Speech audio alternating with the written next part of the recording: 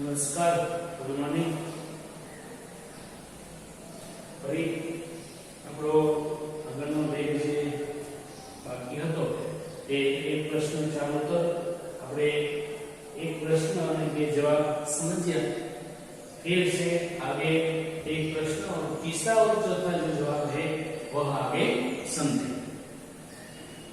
तो आगे हमने तीसरा, पहला और दूसरा जवाब जो है एक ही प्रश्न का उत्तर ईसाई पाटिल और उर्दू सरकारी ICS अधिकारी का समझा. अब तीसरा व्यक्ति जो है वो एक स्त्री. याद रखें, तीसरा व्यक्ति कौन है? चार मित्रों में से एक स्त्री है. उन्होंने जवाब दिया हमारे भारतवर्ष के लोग हैं उसका आलसी होना. देश उन्नति नहीं करने का कारण आलसी होना. आलस्य जो है जिसके कारण उन्नति नहीं हो रहा है वो समझे आगे. 7-8 वर्षों से वो अपने को भारतीय बनाकर, स्त्री जो है 7-8 वर्ष से अपने भारतीय बनाकर बड़े प्रेम श्रद्धा भाव से, बड़ी तत्परता से, तल्लीनता से वो भारत देश की सेवा कर रही है. वृद्ध स्त्री. असहयोग आंदोलन, गांधी जी के समय में असहयोग आंदोलन हुआ, उसमें भी वे जेल जा चुकी है, उसमें भी जेलवास उसने भोगा. कई कारणों के कारण भारतीय लोग जो है उसका निकटतम अनुभव उन्हें कई कार्य क्षेत्र में, कई कार्य ऐसे भारतवर्ष में कर रही सेवा का जिनके कारण भारतीयों की निकटतम अनुभव और उनके कार्य क्षेत्र से उनको अनुभव प्राप्त हुआ. उनको भी प्रकाश जी ने घेरा, उनको भी अपने प्रश्न के जवाब देने के लिए उसे तत्पर बनाया. तो वह स्त्री का उत्तर था कि तुम लोग बड़े आलसी हो. प्रश्न एक ही है, हमारा देश उन्नति क्यों नहीं कर रहा? तो एक स्त्री ने जवाब दिया तुम लोग जो है वो बड़े आलसी हो. समझे?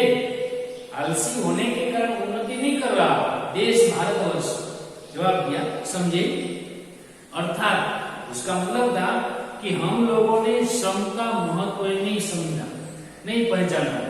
श्रम क्या है, श्रम करने से क्या होता है वो महत्व हम पहचानते नहीं, जानते नहीं है. मेहनत करना तो हमने मजदूरों का काम समझ रखा है. मेहनत करना तो ऐसे ही समझ रखा है कि मेहनत करते जाए, चलते जाए. लेकिन बड़े लोगों का काम को केवल बैठे रहना है. बड़े लोग जो है वो क्या करते हैं, वो सिर्फ काम के कारण बैठे रहते हैं.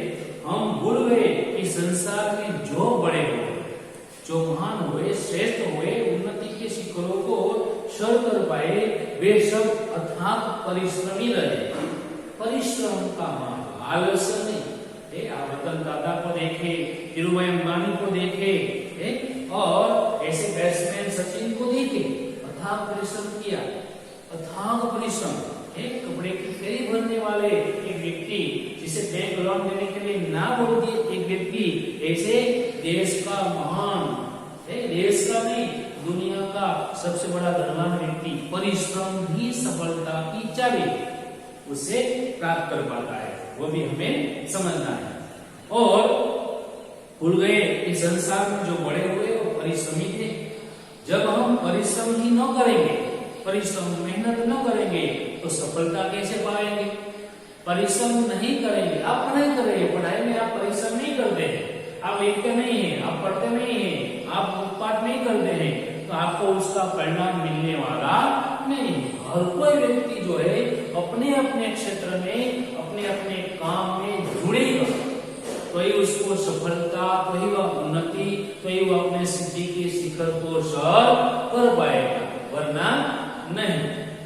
आरंभ शूर तो हम है पर हम में लगन नहीं. आरंभ शूर, आरंभ मतलब शुरुआत. शुरुआत तो हम काम की जो भी है वो कर देते हैं. आपने भी कर दी है, अभी कर रहे हैं. लेकिन अभी तक कोई इतने छात्र है उनमें से कोई कुछ ऐसे दिखाने भी आए हैं, ये भी आए हैं. मतलब कि आपने आरंभ कर दिया है लेकिन अंत तक आपका काम जारी रखना है. आलस्य जो है उसे त्यागना है अगर हमें उन्नत होना है. हमारा भारतवर्ष उन्नत करना चाहते हैं हम, जो हमारे हाथों में, जो आज की युवा पीढ़ी के हाथ में है, तो हमें आलस्य को त्याग कर परिश्रम, मेहनत का भाव जो है वह समझना चाहिए, वो करना चाहिए. और हमें लगन नहीं.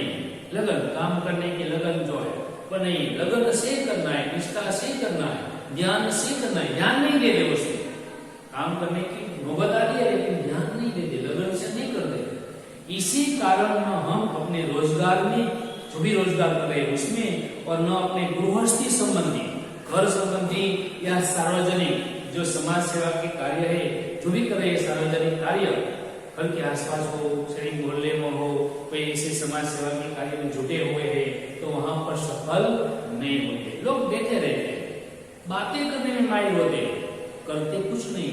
कुछ करने से ही कुछ होता है, काम करने से, परिश्रम करने से, मेहनत करने से, पसीना बहाने से सफलता मिलेगी, बातों करने से नहीं। याद रखें, तो रोने, पीटने, जीतने में जितना समय हम बिताते व्यर्थ है, उतना यदि काम में बिताए, कर्म में बिताए, तो हम देश की ओर अपनी काया पलट सकते हैं। हम कर्म में अपना समय बिताएंगे, कर्म में अपना ध्यान जोड़ेंगे, तो देश की और अपनी काया पलट जो है, अपनी दिशा बदल सकते हैं। हम कहाँ जाने वाले हैं, कहाँ पहुंच जाएंगे वो भी पता नहीं, मतलब उन्नति के शिखर को सर पाएंगे जब हम काम करेंगे।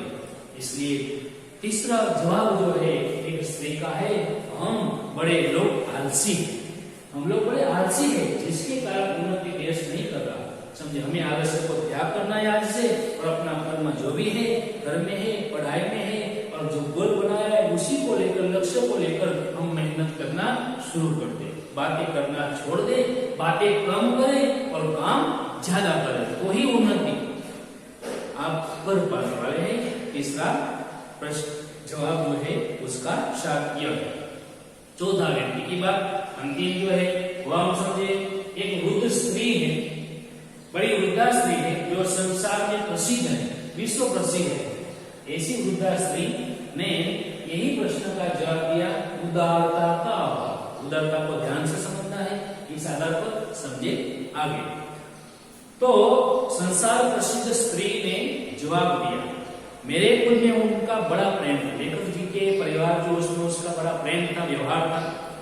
मेरी पितामही तुल्य थी, पितामही, पिता के समान तुल्य वह वृद्ध जो संसार प्रसिद्ध विश्व प्रसिद्ध स्त्री थी, उनको भी मैंने तंग किया, परेशान किया। क्या करने के लिए? इस प्रश्न का जवाब देने के लिए प्रकाश जी ने परेशान किया। आपने तो अपने 40 वर्ष, वृद्ध स्त्री ने 40 वर्ष हमारे भारत देश की विविध सेवा करने में लगाए हैं, तो आपको बतलाना होगा कि हमारा क्या दोष है जिससे हमारी उन्नति नहीं, हमारी क्या त्रुटि है, क्या कमी खामी है कि जिससे हमारा भारतवर्ष उन्नत नहीं हो रहा है। तो थोड़े में वृद्ध व्यक्ति स्त्री जो है उसने उत्तर दिया कि तुम लोगों में उदारता नहीं है। क्या जवाब है? चौथा, उदारता का अभाव। उदारता नहीं, उदार दिल के नहीं, उदार होकर आपके पास जो है उसको किसी को देने के लिए आप उत्तर नहीं होते। समझे उदारता की बात को ध्यान से। उदारता मतलब क्या?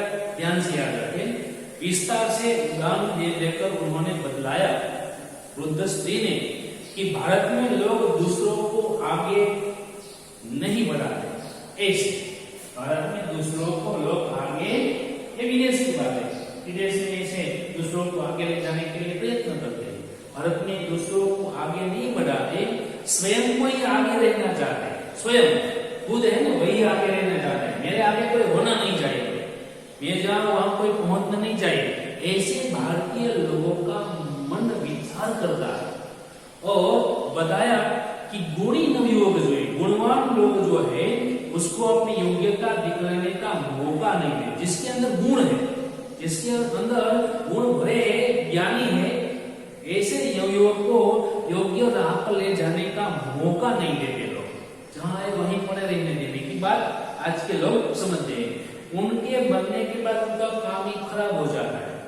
वास्तव में वृद्धा की बात ठीक थी। क्या? अंततः पिता और पुत्र को घर का काम नहीं बदलाता। क्या होता है? पिता जो है, एक पुत्र है अपना, उसे घर का काम कोई भी बदलाता नहीं। तो उसके न होने पर बच्चा, इनकी पुत्र जो है कुछ भी न कर पाएगा। क्या? मैं ही सर्वश्रेष्ठ, मेरे से किसी को ज्ञान नहीं मिला जाए, मेरे जानकारी जो है मेरे अलावा घर में किसी को नहीं ऐसा पिता का विचार ताकि वह उन्नति नहीं करता, वह उदारता का उसमें अभाव है। किसी के पास गुण है, ज्ञान है तो सिखलाना चाहिए, उसे समझ देनी चाहिए, उन्हें सही रास्ते पर ले जाने का प्रयत्न जो है वह हम करते नहीं, जिनके कारण उन्नति भारतवर्ष नहीं कर रहा। कितने कुटुंब इसके कारण नष्ट हो गए। पिता पुत्र की बात ध्यान से समझे। एक पिता है तो उसकी जिम्मेदारी है कि अपने बेटे को घर की सारी बात जो है समझानी, बदलानी, सिखलानी चाहिए।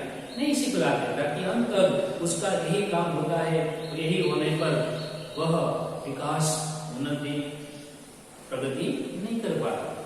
कितने कुटुंब इसके कारण समाप्त हो गए। बड़े बड़े गुणी अपनी विद्या साथ लेकर मर गए। अपने पास विद्या थी लेकिन बड़े बड़े लोगों ने अपनी विद्या को साथ लेकर चले गए। विद्या को कहीं छोड़कर नहीं गए, किसी को सिखलाया नहीं, अपने गुण ज्ञान का किसी को इस्तेमाल नहीं करवाया, किसी को समझाया नहीं, किसी को सही रास्ते पर लेने का प्रयत्न नहीं किया, इसलिए अपने साथ ले गए।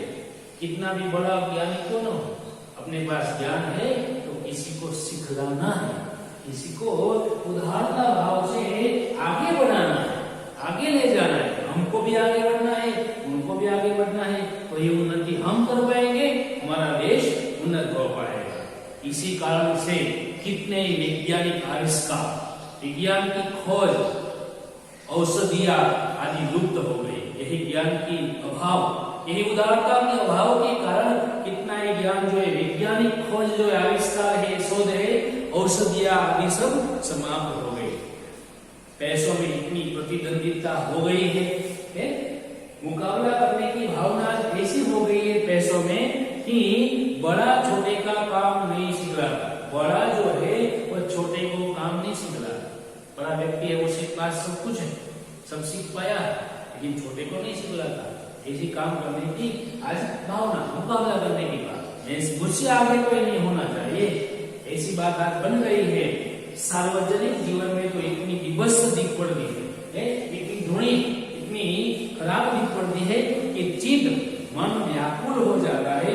कितना हम बिगड़ता है, इसकी तरफ ध्यान ही नहीं देते। इस प्रकार से यह उदारता का भाव, आगे बढ़ाने की भावना जो है, गुण हमारे पास है तो हमें किसी को देना है, किसी को सिखलाना है, और सिखलाकर हम उसको भी आगे बढ़ाना है, हमें भी आगे बढ़ना है, तो ही उन्नति कर पाएगा। यह निष्कर्ष है, यह चौथे जवाब का समझे। आगे सारांश निष्कर्ष यह है कि ठीक समय में उपयुक्त काम न उठाकर और अपने काम में गर्व न रखकर उसके करने में दूसरों के प्रति अपनी जिम्मेदारी को अनुभव न कर, अपने काम की एक एक तफसील को समझकर उसमें दृढ़चित्त मनचित लगाकर परिश्रम के साथ उसे स्वयं न कर और उदारता के साथ उसे दूसरों को न सिखलाकर हम अपना नाश कर रहे हैं। ये सारा निष्कर्ष इनका, ये सब हमें करना चाहिए।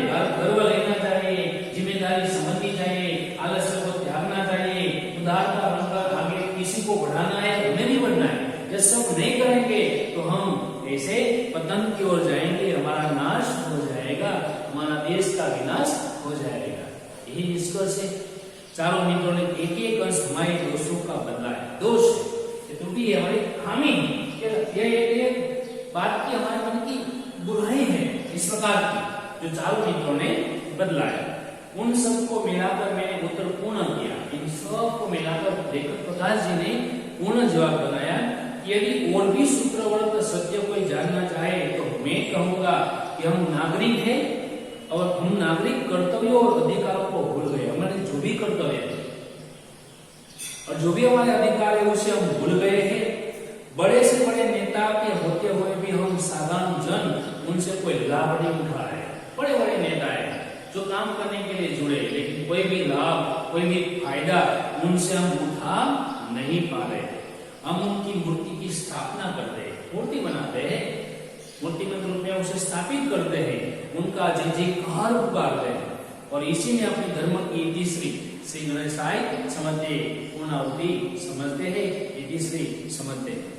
हम उनके कहे अनुसार चलते नहीं, आदेशों के अनुरूप अपने जीवन का संगठन नहीं करते। आदेश जो मिले हमें, जीवन का संगठन नहीं करते, इसलिए हम प्रगति नहीं कर पा रहे हैं।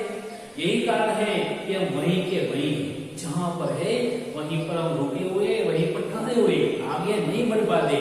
उसका कारण यह सब है, हमें जागरूक होना है। संसार वेग से चला जा रहा है, नदी का प्रवाह पानी का चलता है, उसी प्रकार संसार जो है, दुनिया जो है, समाज चला जा रहा है। हम तटस्थ है, सामने सब कुछ है जो यहाँ पर हमारा काम कर दे, फिर भी हम कुछ नहीं करते। दूसरा क्या कर सकता है, जब हम खुद कुछ नहीं करना चाहते, दूसरा तो बहुत कुछ करता है, हम कुछ नहीं करते हैं। यदि हम ख्याल रखें कि देशभक्ति केवल व्याख्यान देने में नहीं, समझे, देशभक्ति सिर्फ बातें करने में, व्याख्यान भाषण करने में नहीं है, किंतु ठीक तरह से काम करने में। बहुत सारे लोग भाषण दे जाते, व्याख्यान दे देते, ऐसा करना चाहिए, ऐसा करो, लेकिन काम नहीं करते, इसलिए कुछ भी नहीं होता। काम से जुड़ी बात यहाँ पर हमें सीखना है, समझना है, कर्म करना है। छोटा मोटा जो भी अपने हिस्से का है वो हमें कर्म करना चाहिए। ऊपर वाला देने वाला ही है इसका फल, लेकिन कर्म किए बगैर कुछ भी मिलने वाला नहीं है। सफलता हासिल होने वाली नहीं है। आपको पहला नंबर लाना है, एवन ग्रेड लाना है, तो मेहनत करनी पड़ेगी, पढ़ाई करनी पड़ेगी, रात दिन एक करने पड़ेंगे, अच्छी तरह से सब कुछ याद, अच्छे अक्षरों से लिखना, सब कुछ करना पड़ेगा। कर्म है, काम है, मेहनत है, कोई प्रसिद्धि होगी, कोई उन्नति, कोई प्रगति, कोई विकास का आप अपने आप कर पाएंगे। यदि हम ये अनुभव कर सके कि हम कर्तव्य ठीक प्रकार से करते हैं, तो हम किसी भी देशभक्त से कम नहीं। और बहुत बड़े लोग हैं जो इस नाम से प्रसिद्ध किए गए।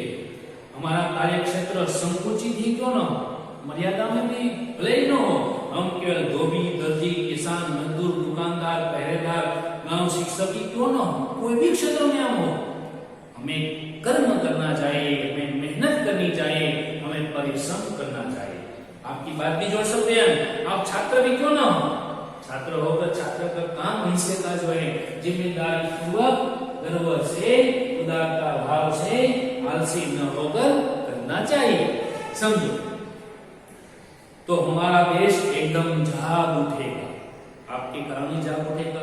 ये सब जो है पात्र है देश के प्रगति के साधन के रूप में जो भी है व्यक्तित्व है, वो भी के कारण उठ जाएगा। उसके एक एक अंग में जान आ जाएगी। हमारे व्यक्तिगत जीवन के संगठित होते ही सारा देश जो है, मनुष्य समाज जो है, स्वयं संगठित हो जाएगा, एकत्र हो जाएगा, सम्मिलित हो जाएगा। देश को केवल उपयुक्त नागरिकों की आवश्यकता है, जो देश में ऐसे दर्जी, किसान, मजदूर, दुकानदार, पहरेदार, गांव शिक्षक, ये सब जो है ना देश को उन्नत करने वाले पात्र है। और किसी दूसरे प्रकार के मनुष्य या वस्तु की नहीं है, नहीं किसी प्रकार कर्म करने वाले की जरूरत है। कर्मनिष्ठ व्यक्ति जो है, ईमानदार जो है, निष्ठा से जो काम करने वाला है, उस व्यक्ति की देश को जरूरत है, तो जिसके कारण ही देश उन्नति, प्रगति, विकास कर पाएगा। तो हम भी अपने भारतवर्ष के एक नागरिक होने के नाते अपना कर्म करें, जुड़े। निष्कर्ष इसी बात का यहाँ पर करता है कि ईमानदारी, लगन और निष्ठा पूर्वक कार्य करने पर हमारा देश उन्नति, विकास, प्रगति, विकास कर पाए। तो हम भी इस प्रकार से एक प्रश्न एक है और उसके अलग अलग चार व्यक्तियों, विद्वानों के चार जवाब है, जिससे हमें भी सीख मिलती है कि हम अपना कर्म करें, मेहनत करें, परिश्रम करें, तो ही हमें सफलता मिलेगी अपने अपने क्षेत्र में। यही बात का सार्वसिक इस इकाई एक प्रश्न चालू कर लेख जो है, चौथी इकाई गद्य, उससे हमें मिलता है। तो आप भी कर्म करने के लिए जुड़ जाए।